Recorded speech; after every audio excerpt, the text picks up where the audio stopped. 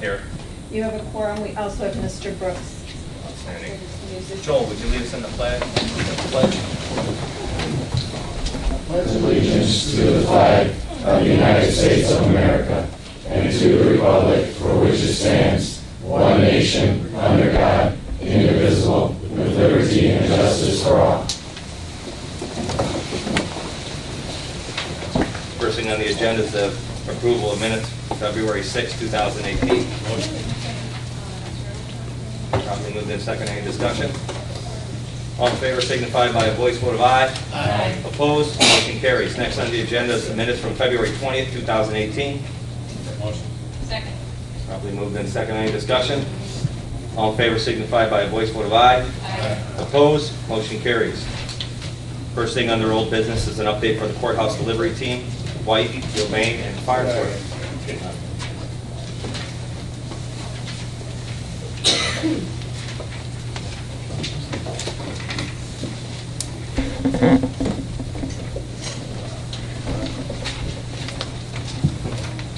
Good morning, everyone. Just to give you an update, you should have a handout that's here. Basically, the project status in terms of safety, 75 days without loss or recordable incident, approximately about 8,000 hours worked on the site. As far as the schedule goes, we are still maintaining the substantial completion of 9/15/2020. What we're doing on the site right now is we're continuing to do pool planning sessions, which is really scheduling with the subcontractors on a day-to-day basis. Our excavator, plumber, electrician, concrete, steel contractors are all involved in that process right now. As far as the work on the actual site, we are demoing the bank building. In about 2 weeks, it should be down. Now that will be down to the grade. It doesn't mean that the rubble will be removed, but the structure should be down. As far as our concrete contractor arrived on the site yesterday, he's starting to form up our footings on the east side of the building. Our excavator should be out of there for the majority of his work at the end of this week. He still will be coming back after the building is down to do some more pier work and so forth, but he's substantially complete with the basement at the moment. You can see on some of the pictures, some of the shear walls of literally just rock. As far as the bid releases go, we will be coming to the board at your next board meeting with the recommendations for all of bid package 4 and 4B, which is opening this Thursday for 2 of the bid packages, glazing and general millwork. And then we'll have our last bid package going out, which will be building signage, ceramic tile, and access flooring. And that we're hoping to get out by the end of the month, and then have the bids back sometime in April. If not end of the month, early part of April. It would be, the worst case scenario would be the first week of April to get out that bid package. As far as anything else on the project status, we did have our crane come out yesterday, which is taking down the 4-story building. As I've indicated, that we've also, we have our plumber on site doing a lot of his underground digging, our electrician doing the same. The permit, we did receive our final building permit, so we do have that in hand now, so that anything with the city is kind of over with for this part, other than just general inspections that we're required to do. As far as the budget goes of the project, there is really no change to the overall project budget. We're hoping to finalize the overall cost after we receive bid package 4B. We know what the value of 5 is, which we think will be fine, so we should be able to work with the county and kind of finalizing an overall budget shortly. Okay. As far as anything architectural that we're working with, we got about 131 submittals in with White. We are working with them actively. Mainly, the big ones right now are steel and glazing shops, which we're meeting once a week now on with them, and everything is going fine. And just to confirm, bid package 4, we'll have before us in the second Yes, capital meeting of the month. yes, both 4 and 4B. Hopefully, I should be able to go right through those scope reviews and make recommendations also. It's still only taking a week and a half to do those 2 packages? Oh, most of all of 4 is done. Right, All 4B though, the glazing. 4B is only a few packages, and Okay. I'll get them done in a couple of days. Outstanding. Well, we'll look forward to getting those approved. Does anybody have any questions for Gilbane? I guess Yep. just a general question as far as the bids. Were you happy with all the bids that came in? Did you feel you were getting, were they all competitive enough? I know there were some where there wasn't a lot of response. Ceiling, I was a little surprised millwork wasn't a little bit more robust as far as responses, but do you have any concerns about any of them that came in? No, most of, all of the ones that we have reviewed, they do have the complete scope. There was some surprise in some of the packages, I will say that. Millwork, because of the size of the packages, some of the problems that we had with the trades is they couldn't bond it. It was $11 million package, and some trades some millworkers just could not bond that. So it would have been, the only other way to have done that is literally to split it up even more, which would have even been tougher to manage at that point. Just out of curiosity, do you have the numbers of the individual, how many individuals actually used your outreach.gilbaneco.com program? And how many actual? I can get that information. I'd like that at the next committee meeting if you Sure. could. Because that was one of the ways in the programs that we put together to make sure that some of the smaller outfits were able to work with the other companies to get bond. Because we knew this was going to be a potential stopping point for some contractors, so we wanted to make sure that program was in place. Yeah, If and we could no- get those numbers, that'd be great. That's fine. I will reach out and get all that information for you. Jim? Along those same lines, it is, and I'm just kind of asking you as Gilbane, if you feel you're going to have bonding issues, do you ever put other programs into effect as a CM that maybe mitigates some of that problem? I'm just wondering if there's other ways of approaching the bonding part. It's so large, and which means we're not going to get responses.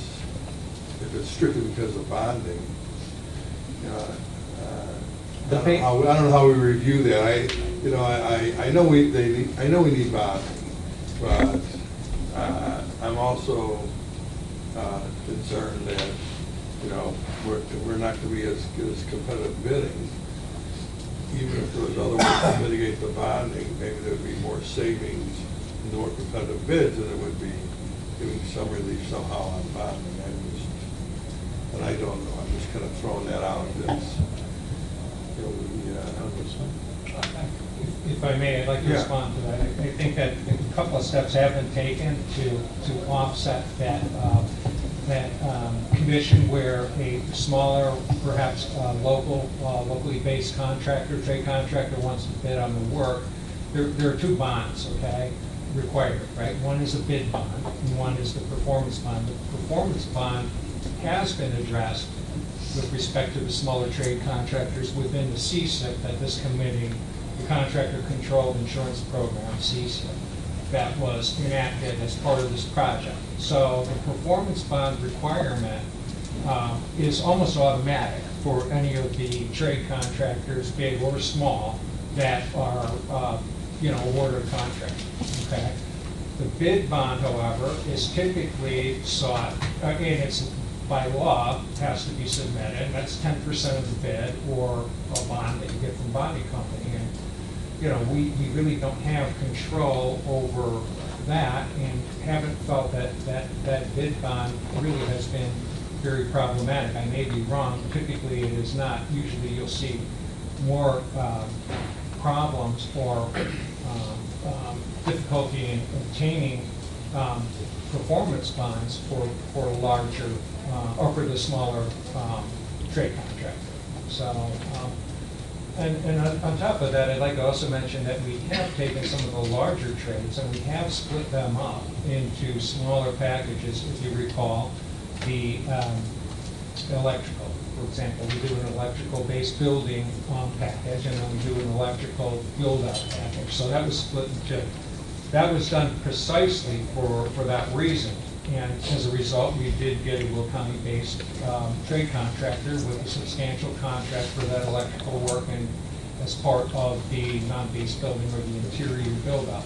We did the same with mechanical. And looked at, and millwork too. I mean, millwork was broken out into courthouse millwork and general millwork. And so those were some of the measures that were taken before the bid process began. And, you know, could we do better than that? Yes. Is it, you know, did we do all we thought we could do at this point in time? I believe so. But we can always improve upon that and build upon that. So. Dave, you guys mentioned with a $11 million contract, bonding is an issue. So you mentioned about breaking it down perhaps in two. However, I didn't hear you mention if you broke it down, say 3 or 4, you mentioned that could be a problem. What problem did you occur when you do make it more palatable for those that can bond and reach? And particularly that package, the millwork, because it's, I will use the word sensitive package because it's, a lot of it is aesthetic. Okay. So you have 3 or 4 different millworkers trying to all match the same finish, and so you may end up with, though they're close, they're not the same. Yeah, no, I understand. So that, I mean, for that package in itself, because there is a lot of aesthetic portions to it in terms of the looks, splitting it up could be something that even the architect wouldn't like. I see. Done. Thank you. Just as a continuation of what Jim was talking about, I guess I have a concern that a package of this size, 11-something million dollars, there was only 2 bidders that submitted good bids. And I guess one, you mentioned already, couldn't get a bid bond for 1.1 million or whatever. Actually, yeah. Okay, but they were, do we know, were they able to get a performance bond for the job? Which, as you mentioned, is much more difficult. I didn't go to that degree with them because they ended up dropping out. They are bidding the general millwork package though, because they do have the ability to do that. So though they've dropped out of the main package of the courtroom, they are bidding. On this big package, the $11 million millwork package, we had 2 bidders, and the successful bidder, low current bidder, at this point is a Canadian company. That's correct.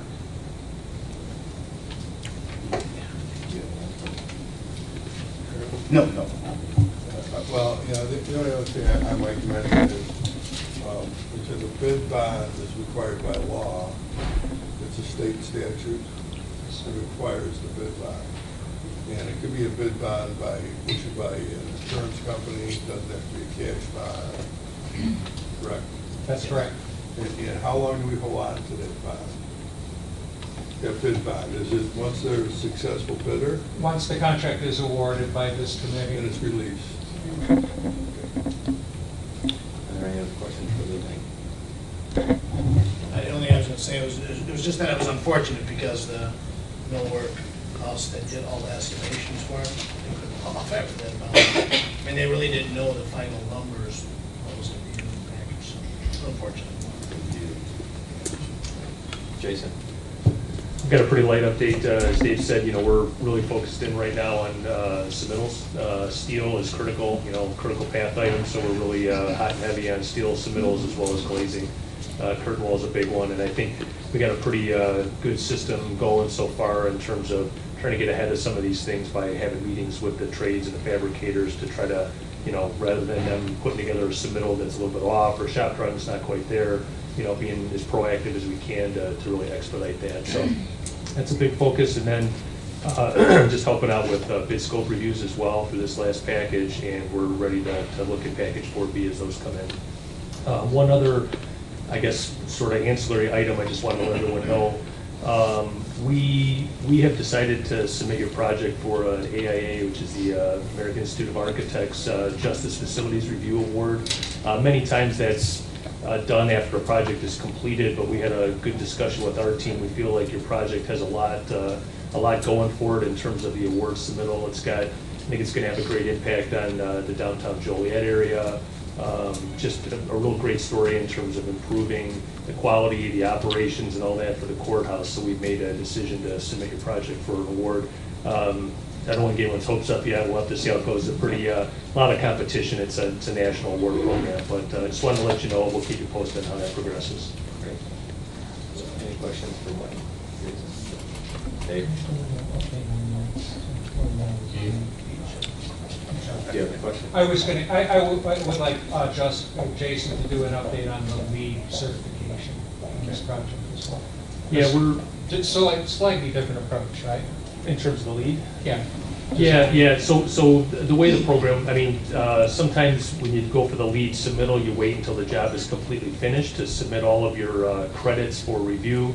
But there's an approach to submit initially for the design credits. They break up the program into certain credits that are based on design. So like the design of the HVAC system is planned for a certain level of efficiency, and some of the selections of materials and that are part of it can all be submitted in earlier design phases. So we're in the midst of now compiling all of the data for the design phase submittal. We're going to make that submittal up front. That way we get a handle on it. I mean, we have good confidence, I'll say, that we'll, get the credits that we submit for, but again, that's a pretty rigorous review process. So every now and then, they come back with questions and that. It gives us a better feel for how we're going, and then, once you kind of get done, you have those design credits in the bank, if you will, so that when the job is completed, you submit for the follow-up review on the construction phase, you kind of know where you stand in terms of your overall credit projection on that. So we're in the midst of that. I'll say probably a couple months out for making the submittal, but we're tracking to get that in soon,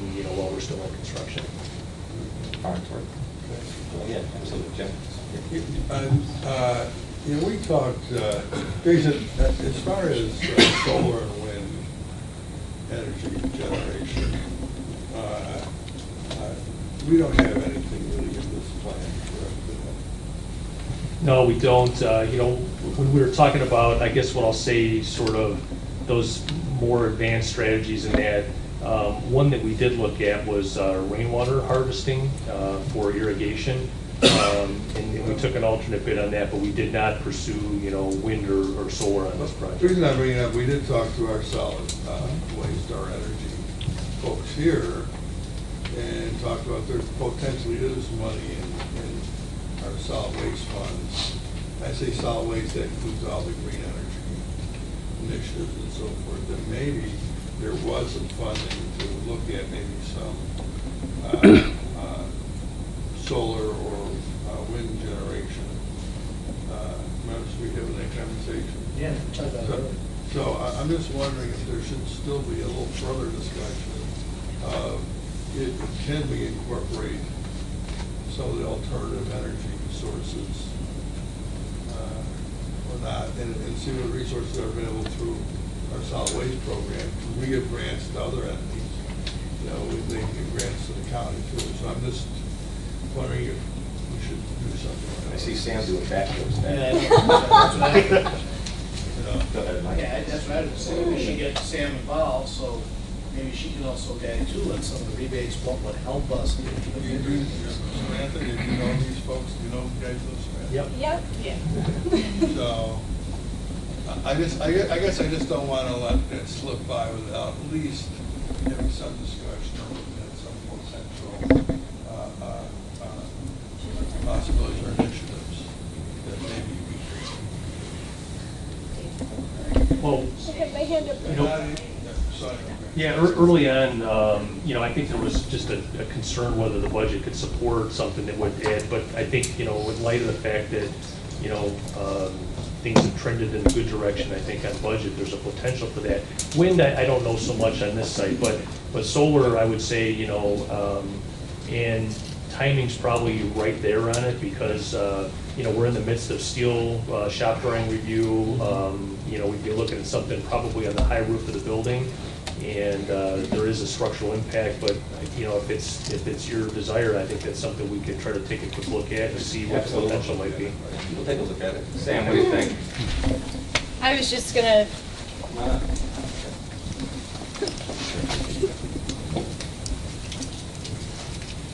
I was just gonna say, I believe we spoke on the annex portion of the courthouse there is gonna be the green roof, which that wouldn't necessarily be a great spot for solar, because you have the back of the courthouse that's gonna be shaded. And I don't know what rooftop units and what space is occupied on the taller portion of the facility, so we have to see what's even feasible.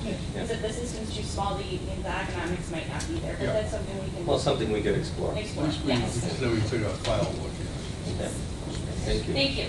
That area on the tower roof is approximately 25,000 square feet.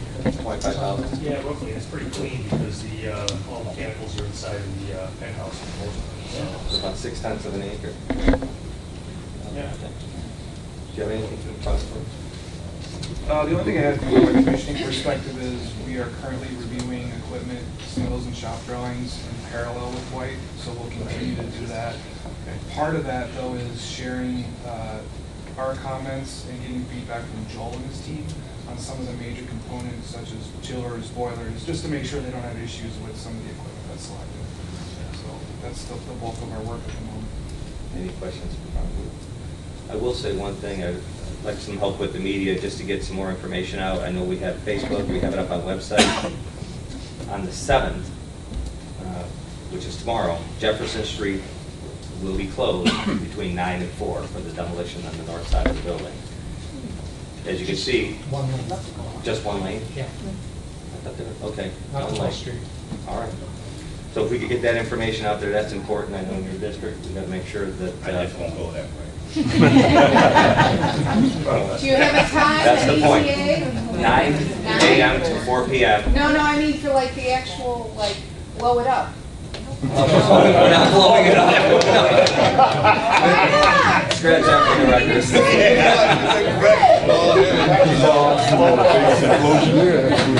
So tomorrow, if you turn on your computer, go to the willcountyboard.com. On the right side, you'll see capital projects. Click on it. You'll see a link that looks like this. This is the still picture because we have a computer back from the 1800s. But you can actually click a button and you can actually watch it stream live if you have any kind of computer at all. Make sure you have live stream. You do have to We'll press the stream live this stream. live next week, so. It'll be really nice. So tomorrow, lane closure, and it's going to be showtime tomorrow on there. So we're looking forward to seeing it. It'll be very exciting. Thank you all for being here. I appreciate you attending the Capital Committee, and we'll look forward to seeing you at the next meeting. Next up on the agenda, we have an update from the Health Department, Kluber. I know Dave and Joel. Just get an update on where we're at with that. I know there's going to be a budget discussion on the Finance Committee meeting for April. Mike is going to be putting that on the agenda so we can discuss setting a budget for the Health Department moving forward. You have a question? I have one question. I was reminded by the fact that we're closing the lanes downtown, so that's tomorrow.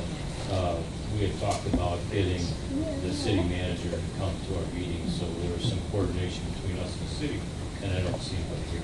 Okay.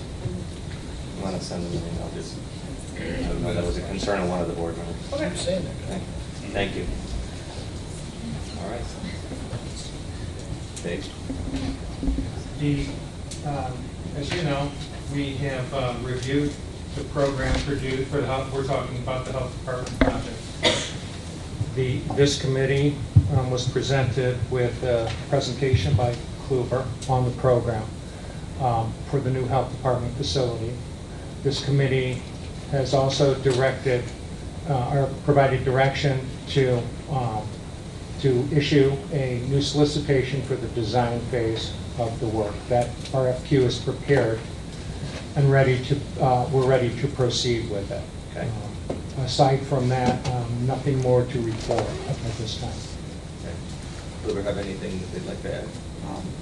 We just would like to add that we enjoyed the opportunity to work with all aspects of the group in putting together the initial work, and look forward to an opportunity to continue that work to refine the building through the design process and get it to line with the goals. So. Well, we're looking forward to that RFQ hitting the street. I think you guys have done an outstanding job to date, and obviously you'll be considered for the design portion of it. But in the reality, I think it's important, as this committee voted last month, to make sure that we do go out on the street and and listen to the proposals so we could just make an educated guess, an educated decision based on who's going to design the health department. But I do want to thank you for your hard work. You guys have done an outstanding job. Jim? You know, I'd like to add that when we ask for programming, of course, this involves site selection, but we don't necessarily put restrictions on programming. We just say, well, you know, so it becomes a big wish list for everything that you could possibly put in, because we basically let the users pretty much drive the process.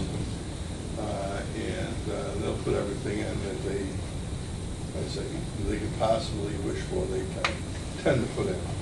So, but in reality, our process, the board's process, is very budget driven.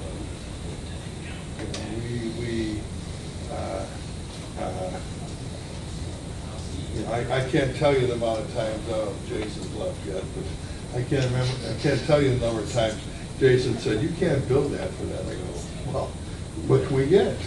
You know, the budget's this, the budget's this. And finally, you know, it's okay, here's what you can get with that kind of budget. Here's what we can accomplish with that budget. So we tend to be more of a budget-driven process. And we do like to put what we think is not only a reasonable number, but a number that we feel that comes within the county's finances. We haven't done that for this building outside of just kind of throwing out some numbers. And of course, there was some estimates of budget in Hoover's work based on the wish list, you know, and probably those estimations tend to be fairly conservative. So it's almost worst case scenario. Even I could build with that number, right? So I do think it's also going forward that we do need to say, here's the type of budget we're probably looking at. So any design team that's selected has a real understanding of, we kind of go from that programming stage now to driving it down to a budget and what stays within that program. And, you know, and I can tell you there'll be advocates on both sides of why something has to stay in, and maybe why something may have to come out. And, you know, do you put storage space in a building like this because it's expensive space? You know, it's less expensive, but maybe do something else. So there's a lot of debate that will go on. But Mike, I guess I'm now going to look at you and say, you know, we have to go with some kind of budget based on the county's finances and its ability to pay. What ability does the county have to pay? Now, we still have some bonding we can do left. We have some bonding ability. Some of it was already factored in, I think, in our overall process of the bonding that we could pay for that bonding. I think our revenue, we have to see if the revenue streams that were identified are holding up. I think some may be falling a little short, some may be doing a little better. Or if there's some additional bonding sources that can come in, you know, through a health department revenue stream or whatever. I mean, I don't know, I just kind of throw that out there. So I think we need to re-examine our whole financial situation, including our revenue streams and how they're holding up and our ability to do additional bonding we need to. We almost have to put that up front. Right, so to tag along what you said, I mean, if those of you who were here when we were in the process early on in the sheriff's department, and even before I was here, that building was supposed to be 120,000 square feet building. So they came up with budgets in were programming. In programming, and budgets were in the $50 to $60 million, and building wound up being 65,000, more than adequate building, and we got it in under $32 million. So I'm saying that your programming is so often you cut that building in half, but like Jim said, we have to look at those areas that we can make even more efficient, see if some operations don't need to be in that building. That's what we'll have to do as we sit with the health department. And actually, the programming was done between Kluber and the health department. no one here really had any input in that, which is good. I mean, that's the initial state. Now the money factor comes in. Are we gonna have 50 million, or are we gonna have 20 million? And that's what we'll figure, and we'll build what we can build to hopefully adequately support the health department. So that'll be the next step. That'll be in the next finance committee. Yep. If there's any design, you guys know what kind of dollars. Yeah, absolutely. Yeah. Sue, did you have a question? Yes, Mr. Chairman, what's the due date on the RFQ? It hasn't gone to the street yet, correct?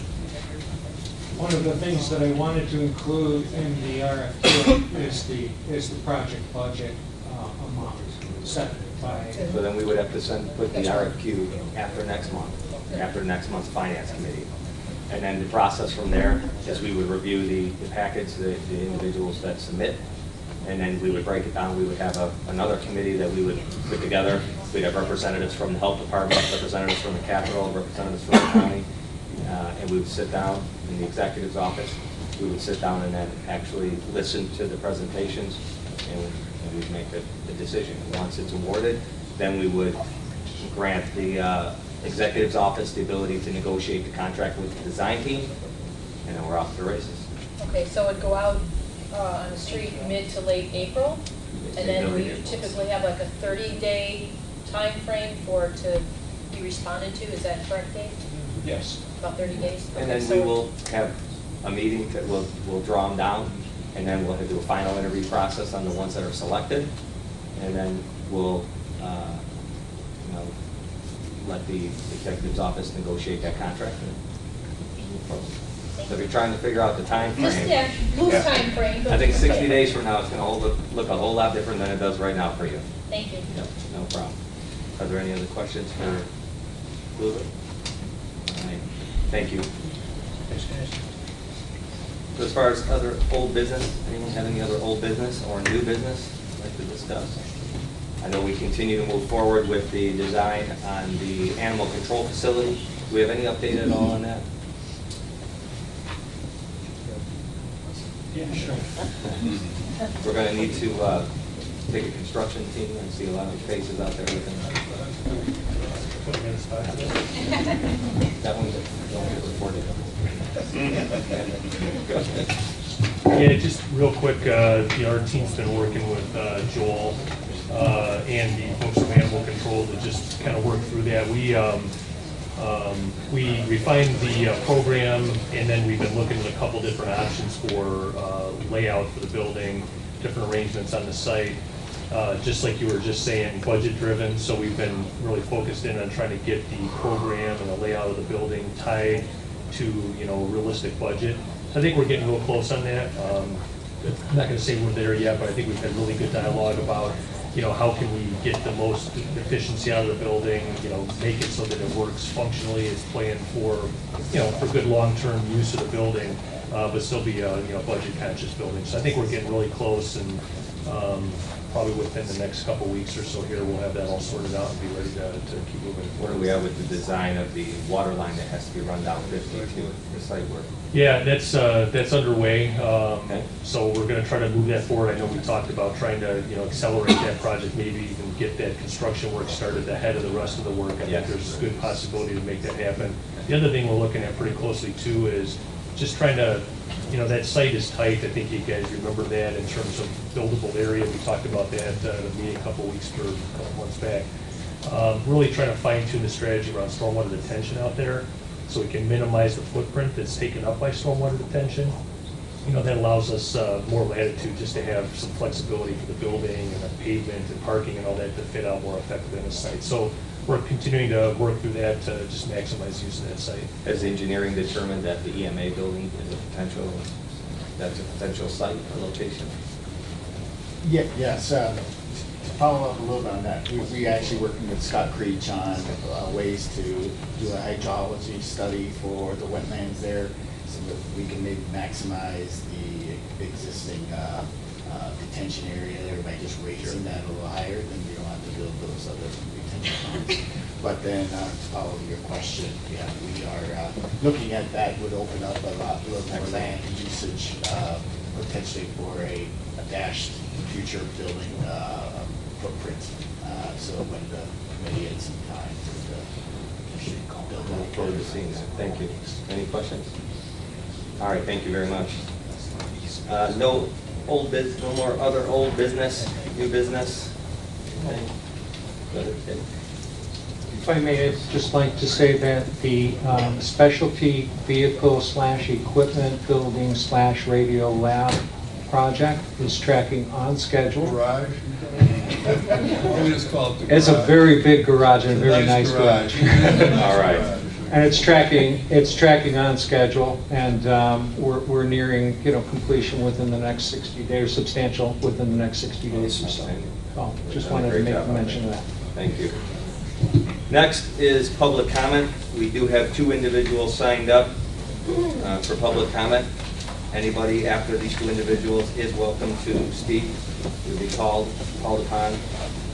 First one is Cornell Darden. Just press the little gold star there. Your mic will light up red. And you'll be on. And Mr. Peterson, you're both coming up together. I like call Peterson. Good morning, Chairman Tuminello, Vice Chairman Frickalone, and all the distinguished members of this committee. My name is Cornell Darden Jr.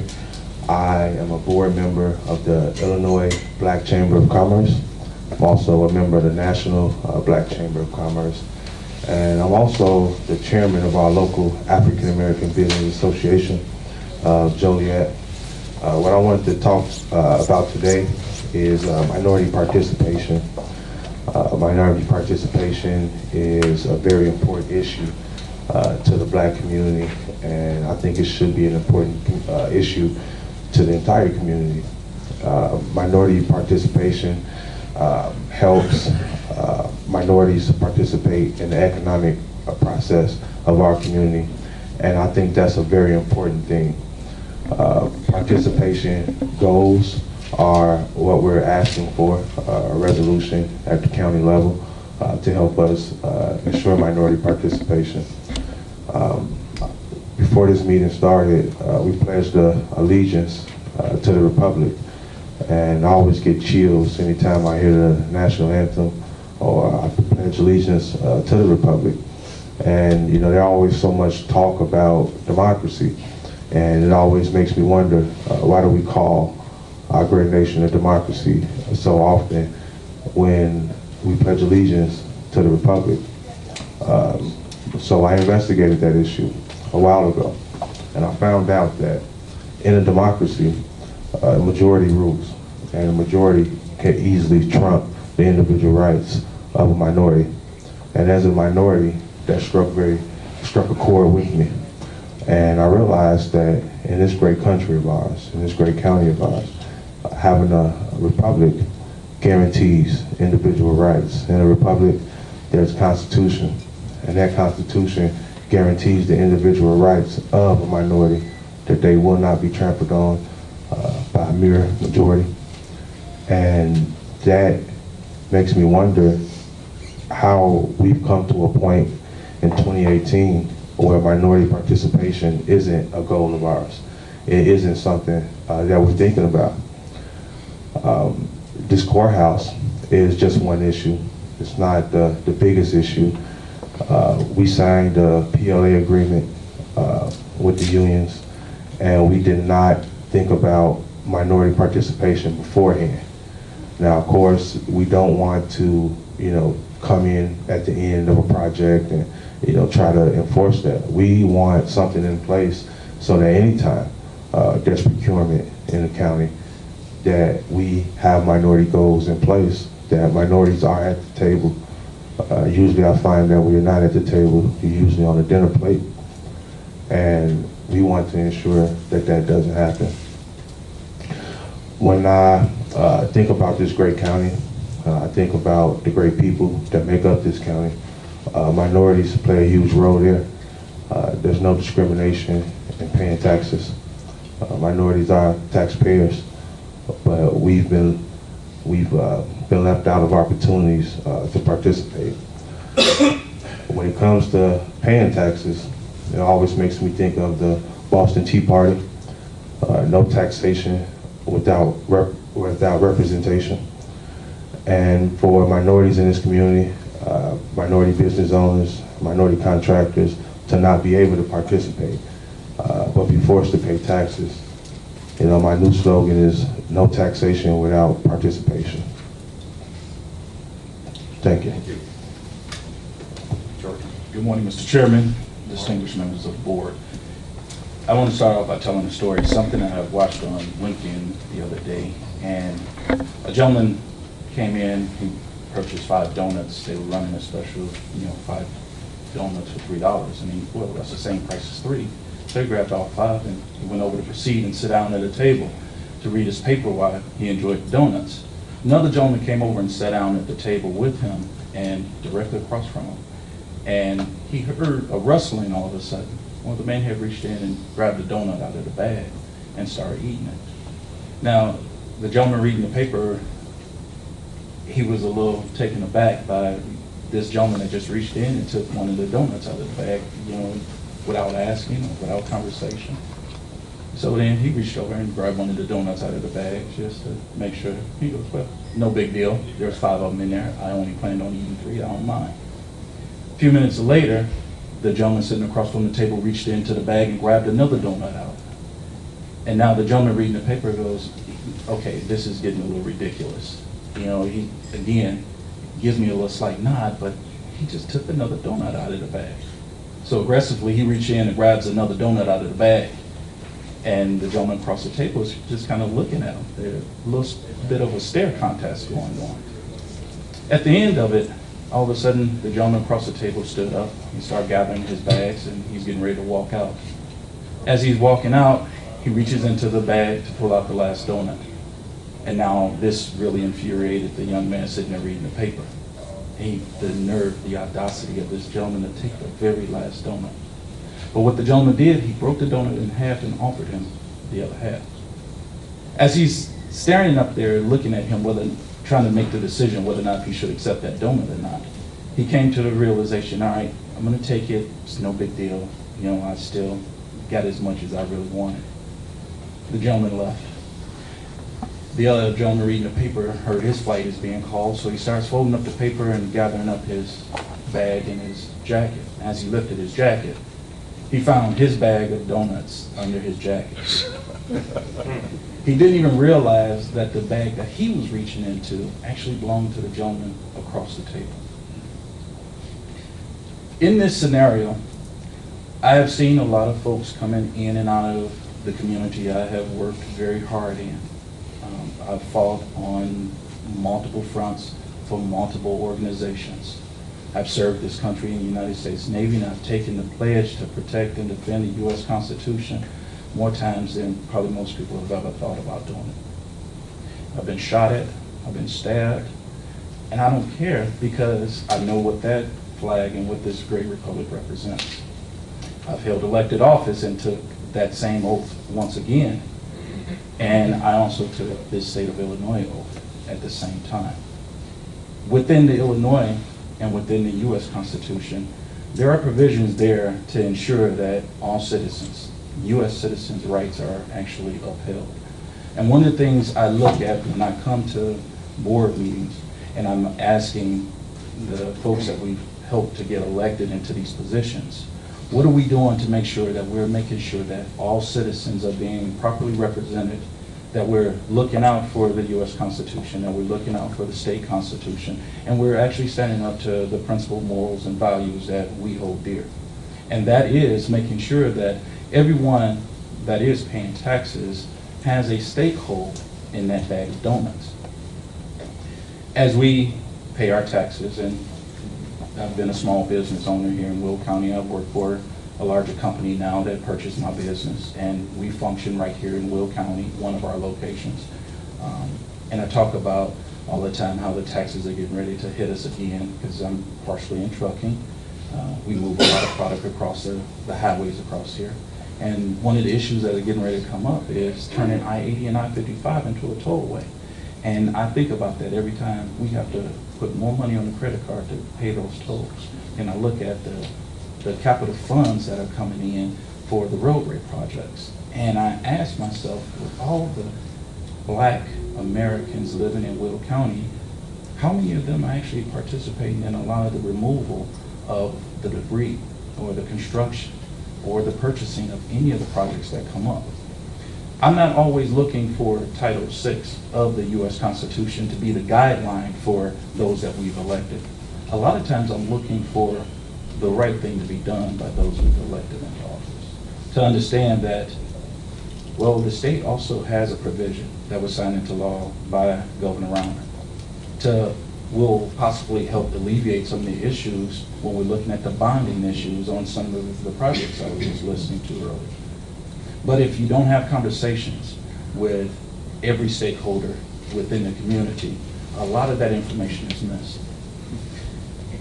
I like to make sure that regardless of what side of the aisle I might be representing or individuals I might be representing, that good discussions are held, because it tends to clear the air on what needs to be done and what should be done.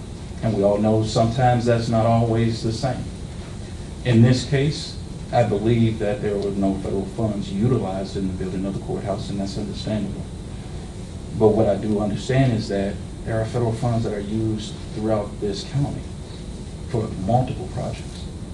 And using Title VI is not something that we want to do in order to bring forth an issue. We'd rather have this conversation. So the next time contracts or bid processes are coming up, the question becomes, well, how thoroughly have we done a job at making sure that our bidding process was readily available or put out to the general public? If nothing else, to within the county itself, to ensure that those business owners within the county and those paying the taxes, carrying the tax burden within the county, are properly represented in that.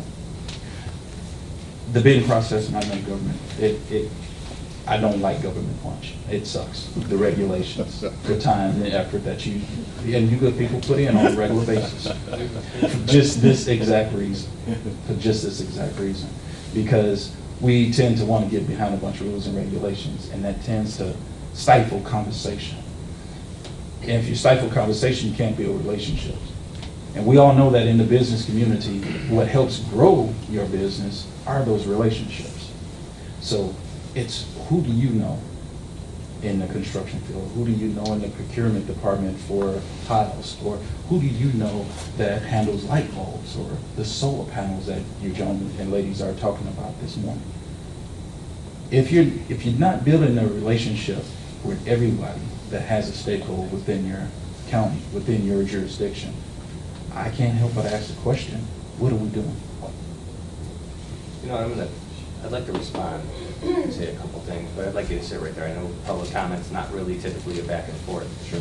But one of the things that I struggled with during the first outreach program that we had with Gilbane is there was, I believe, one African American that showed up to the outreach. It was held at 3 o'clock. It was held in this very room, in the boardroom.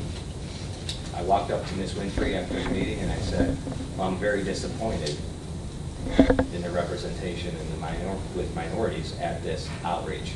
What are we doing wrong? Her exact words were, I believe a lot of the African American community still works till 5 o'clock. We need to push the meetings later. I held 2 subsequent meetings in the evenings, 6 o'clock, to try to bring out the participation. I had asked Mr. Brooks to reach out to the local churches. How do we do it? So one of the things that I would ask you, because when we did go out, and then when we find out, even when we made the meetings later, even when we moved the locations, we still had very few individuals show up to the meeting. So how do we encourage the minority community to come out? Because at the end of the day, I could level the playing field, which I believe we have a very level playing field. You may see it differently, but at the end of the day, we can only level the playing field, but we still have a fiduciary duty to the residents of Will County and the individuals that actually bid, right? But if you're not coming to these outreach meetings and you're not bidding, or you're not signing up to the outreach program to get paired up, I don't know what else we could do. With regard to procurement, we don't do procurement here from a county purchasing, but I would ask if you want to move that over to the executives committee, you could put that on your committee to discuss that. Before he answers, I'm going to couple comments about what we do and we don't do. We go through those outreach programs. I would say that many of the potential contracts that are out there are tough for a lot of people to do. They're probably tough for the minority community to do. But we do tell our CM and our subs, other subs and so forth, too, they can hire, and we encourage them to hire perhaps minority contractors, and certainly other small business. We ask them to simply look at Will County businesses. Because it is a more complex issue. We have contractors in the bidding process, and we have the workforce issues of hiring minorities as part of the workforce. And you deal with contractors in the county, outside the county. And certainly we're trying to encourage people within the county to hopefully hire them locally. And we do have those initiatives that go beyond bidding processes and so forth. And I'd like to hear whether we're doing a good job or not, and I will frequently ask how we're doing. Yeah, I noticed that this morning. Thank you. Yeah. I'd like to answer that question. When we think about the outreach programs on this project in particular, and we ask, well, why weren't minorities at the table? Why didn't they bid on certain projects? It hurts me when those questions are asked. We're putting the onus on the minority community to get the county to do the right thing here. And that right thing is a resolution to ensure participation, to put the onus on the minority community who we know aren't participating. If we were to do a disparity study, we would see horrible numbers of in particular black participation in the county. So that line of questioning, in my opinion, sends us into a circle. It sends us into a circle, and it doesn't address our needs as a minority community, and it really backs us up. Throughout this nation, many counties have come into the 21st century. They have such a resolution in place to ensure participation in the beginning and not on the back end, not individual outreach programs. In this situation, there was a protest down in front of the courthouse last week. Many jobs throughout this county ended in a protest. So that strategy could only be piecemeal, in which every time there's outreach programs, there's piecemeal. There's a protest, and there's coming on the back end and trying to get a contract at the last minute. Why can't we dig deep within ourselves, look in our higher selves, Ms. Dollinger and Mr. Frickalone and Mr. Tuminello, and ask ourselves, do we really want to make a concerted effort to have minorities participate? And if we can answer yes to that question, then a resolution is absolutely the way to go. If I can, a lot of times when we're talking about participation also, is that engagement within those organizations that could bring this to the forefront, such as the African American Association of Business. If in fact that there is a relationship that is built there within that organization, and not just necessarily going to the churches. There's this fallacy that, well, if we want to reach out to the black community, we're going to go to the local church. I'm here to tell you, not all of us go to, one particular church. So if you want to talk to the business community, you go to where the business community is. So that is an answer to one of the questions. So you bring up a really good point, because I agree with that as well. And as we move forward, and we have the health department on the docket, and we have the animal control, so there are going to be other bidding opportunities. And I think we should be working together to make sure that your members. And it should be shared, not just something. My apologies. It should be shared. And all the onus should not be just on you. So if we're coming in with these resolutions to say, come in, we want to build a relationship with the county, with the city, and come in and be a part of our organizations as well. There's a reason why we created these organizations to pull in the resources. And I'll give you an example out of the city of Chicago, where they're tearing down a lot of the schools in the city, but very little to zero participation from the African American community. Two reasons why: because relationships that are going on in there. Now, they hand-fed a few knuckleheads that came in pretending to be from the community, but come to find out they weren't. What happened was $85 million that is going for the destruction and reconstruction of some of those schools is not being shared inside that community because, again, relationships. And that's one of the reasons why I'm here with this organization, to help bridge that gap. Well, one of the things I'd asked Mr. or Gilbane to do was to provide me a snapshot and, like a 3 p.m. Friday. And he did just that, and I'm going to share this with you. On Friday afternoon, there were 35 individuals on the job site. 22.8% were either MBE or WBE. There were 4 females on the job site, accounting for 11.4% of the total workforce. And there were 4 minorities on the job site, accounting for 11.4% of the workforce as well. So I did get those numbers. They will be providing me those updates as we move forward. And I did sort of take it personally, because it's like we've invested all this time in these outreach meetings to try to get individuals to them and get a level playing field throughout the entire county. And so that's why I got heavily involved when I heard that there was a protest, because I took it a little personal. So go ahead. I just wanted to add that I mentioned earlier, made a comment about the unions, and just want to know that we're not anti-union, and we do want to work with the unions as well. First of all, my cell phone is scheduled to go off at lunchtime every day. That's why that is. But gentlemen, I guess my question is one of the reasons why you don't like government, because unfortunately we are government in the process. Well, you may not know, but there's a lady in the room with us by the name of Mary Tatro, and Mary represents our Will County State's Attorney Office. Just nod your head, Mary, they won't know who you are. She's our lawyer.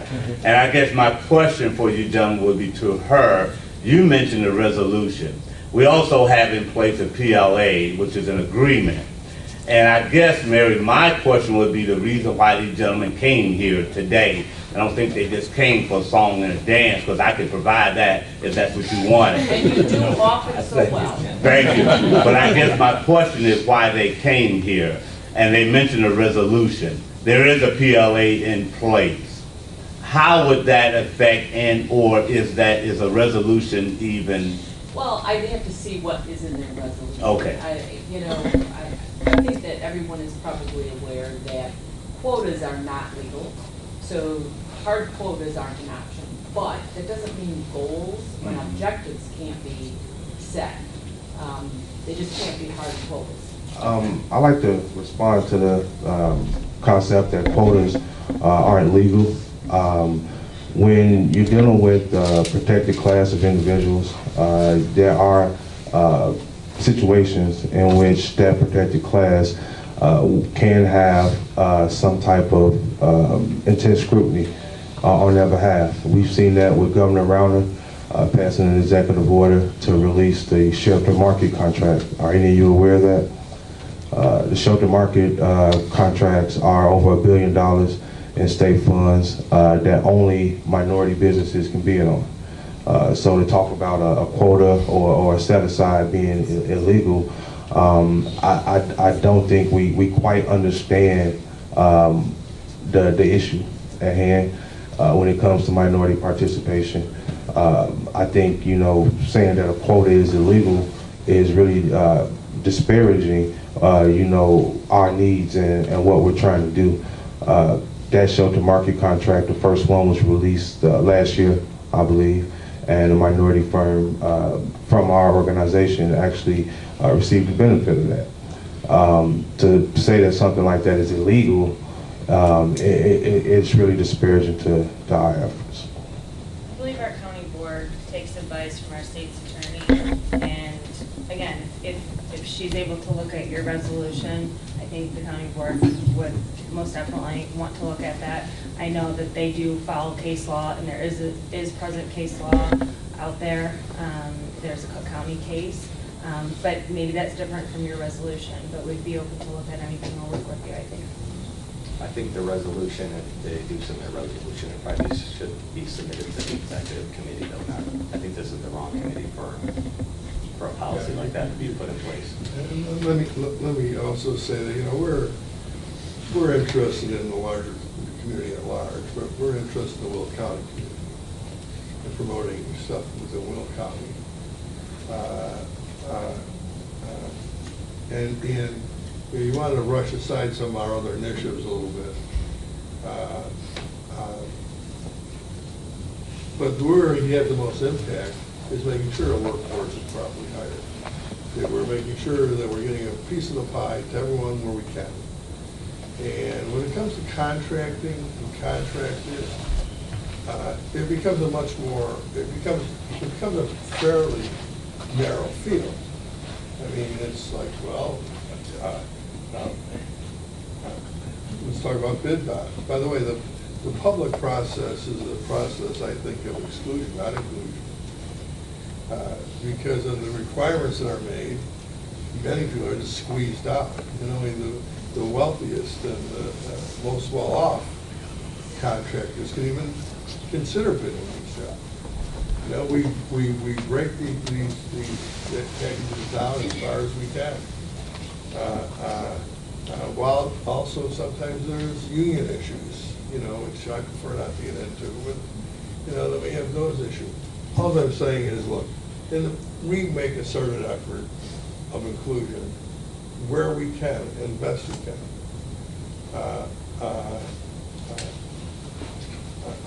And we've done proclamations stating that fact. We've never done a resolution, a binding resolution. So we certainly have done proclamations saying, you know, this is our intent. We really, probably more than you realize, kind of put pressure on our construction manager, all the successful bidders, to be inclusive. And that may be hiring small companies, right? It doesn't mean that small companies. But because of the public building requirement, bidding process, that's where we have found to have the most success. Not necessarily in the bidding process, because it's, you know, you know, the requirements exclude people. But then have those successful bidders to say, you need to hire local subcontractors, not just workers, but subcontractors. That's where we find the most success, where we've had the most success. And I think that's where we can continue to work.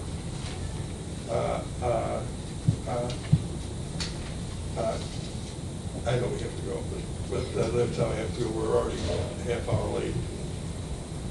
And we're half hour away. But at any rate, but I want you to know that, you know, there's a number of ways of having successes. And the public bidding process is a tough one to have success in. And I absolutely think you should be at the table. We want to, you know, come and talk with us. And by the way, we're open all the time. You don't even need an appointment. You can just show up and say, I want to talk with you all. And we're here, right? You know, we're not, you know, county board doesn't sit behind some closed office. We're the transparent, very public portion of county government. Feel free to come here anytime. That's why people like to beat up on us more than anyone else.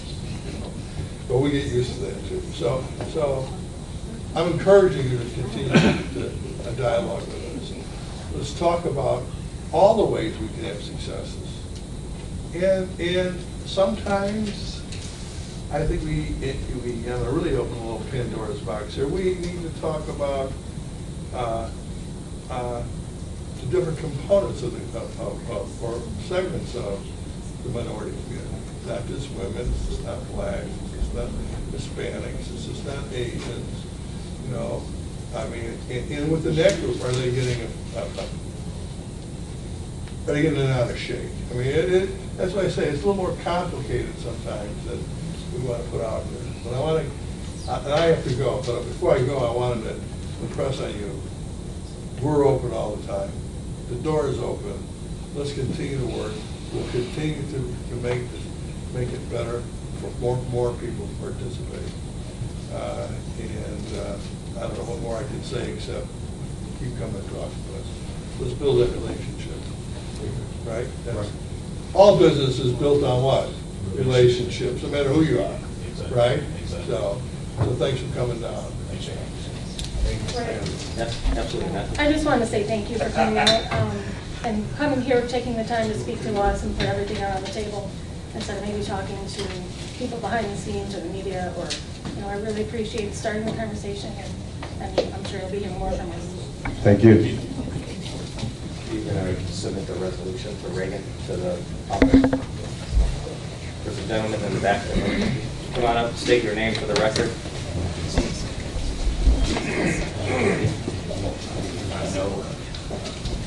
I'm gonna make it brief. That'd be the first time. My name is Willie Sellers. Yes. And one of the problems that we have is building a relationship with the union, PLA guys. And I think that's a good place for us to start. I'm not here to fight with the union, but we want to be inclusive.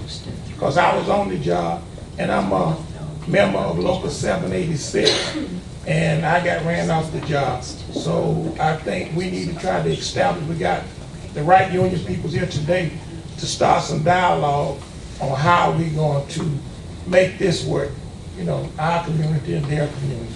So that's one of the things I would like for you guys to address. Thank you. Sir, can I get your name again? I'm sorry. Willie Sellers.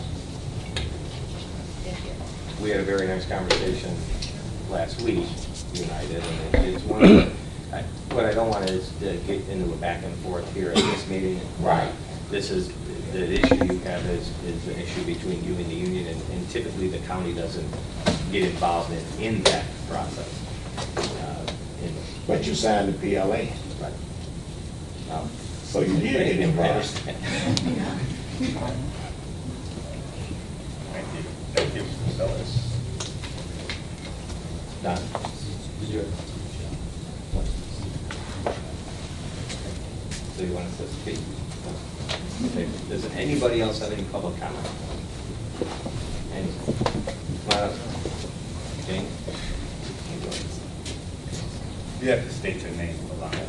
Yes, good afternoon. My name is James Foster. Push the star in front of you. There we go. Okay. Good afternoon. Thank you for your time. And my name is James Foster. I'm owner of New Frontier Electrical. We're an electrical contracting firm here in the city of Joliet. Just let it be known, I believe, that we are the only African-American union firm in the local. And I hear a lot about minority participation. And in Joliet and Will County, it seems to be something that's not really widely discussed. I can say that I've been in the electrical industry for 30 years. I've been a union contractor for 10 years. And 90% of my work has been completed in the city of Chicago. And it is because of the goals that are set forth on different projects, the certification, and also it's that way because the city of Chicago recognizes the struggles that a minority business has. Just for instance, I hear it even with the millwork and larger companies and $11 million bids trying to get it. Just for instance, in my discipline, which is electrical, I can't compete with a larger contractor when the price of copper goes down. He's got a warehouse full, you know? So there's different things, and I welcome the dialogue of sitting down with you guys, and I look forward to it so that you can understand what we as small businesses go through, and we can work together to bring this thing to a peaceful close. And I say peaceful, not from a violent standpoint, but from a standpoint that it's inclusion for all of us. A lot of us employ people in our communities, which has a trickle-down effect throughout the county. And it's just a proven fact that when people of a certain ethnic group, purple, green, white, or black, see people that look like themselves working in their community, it has a positive effect. And we all are here today because we care about Will County, we live in Will County, and we want the best for the county. So moving forward, we just hope that we have some positive dialogue. And thank you for your time. Thank you. Would anyone else like to speak? Anybody? Go ahead. Please state your name for the record. My name is Tom White with Three Rivers Construction Alliance, and we do oversee the project labor agreement. And I would just like to say that the project labor agreement has been adhered to by the county. It is a simple document. It's only 3.5 pages. It doesn't get into minority quotients. It doesn't get into contracting requirements. It doesn't get into any of that. It says it'll be a union project, and in return, there'll be no strikes, no lockouts, things of that nature. But I'm also here as the guy that has been to this county board on numerous occasions to discuss just that, getting larger packages broken down. I know Ray and I have talked about it. Mr. Nustis and I have discussed it repeatedly for 10 years. And I know the county tries where they can to get it down. Some you can't. I mean, there's certain projects you just can't do it. Don and I have had this discussion. I mean, you know, somewhere there's got to be a place to make room for some subs. You know, a lot of times they can't bid the big stuff, but a lot of them do sub out. We've seen those actions going on at the courthouse now. We've got a few subs down there currently that work the awarded contractors.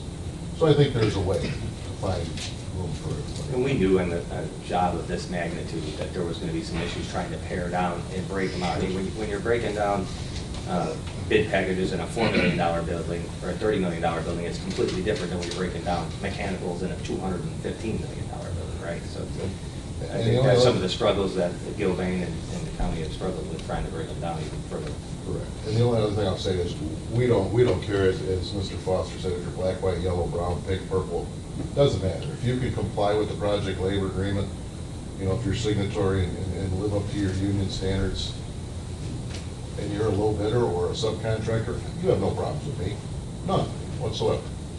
So, thank you for your. But Yes, sir. Was the PLA language? Oh, thank you. Was the PLA language changed in 2000 or 01, somewhere around there? Was there an amendment or was there a change? There was a small change. It was changed in about 2008. Okay. There was some language added for how much the hard hats and things of that nature. Oh, okay. And it didn't have anything to do with what we're talking about. Okay. And a lot of contractors had a hard time with some of the language talking about all these other outside agreements. So after arguing about it for repeated years, we just moved back to our original document, which is the one the county signed, Right. which has been in place for 25 years as is. Okay. Okay? Thank you. Any other questions? Good. Are there any more public comments? Anybody wishing to speak? Anything? All right, hearing no more. The only thing I have on the chairman's report, last week we were given a nice little award from the Contractor Association of Will and Grundy Counties. Presents the 2017 We Build Will and Grundy Counties Award to the Will County Board, so I'm sure we're going to share this with the entire county board next board meeting. Thank you for that. Outside of that, I have nothing else. There is no need for an executive session. Do I have a motion to adjourn? All in favor signify by aye. Opposed? We are adjourned.